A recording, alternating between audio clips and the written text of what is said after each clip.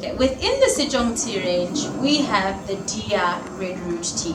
Some of you might be familiar with the African potato. Now this is a different species and it's red in color and it's high in vitamins and minerals such as beta-carotene, zinc, fiber, as well as calcium. So with all these minerals and nutrients, this tea is really great for targeting issues such as indigestion. It's good for targeting issues with the beta-carotene. It's good for all your secreting cells in your body. So from your eyesight to your nasal passage, a lot of people are struggling with sinuses, and into your internal organs such as your pancreas. And with the fiber, it's good for reducing bloating, and with the calcium, it's good for strengthening the bones of the body.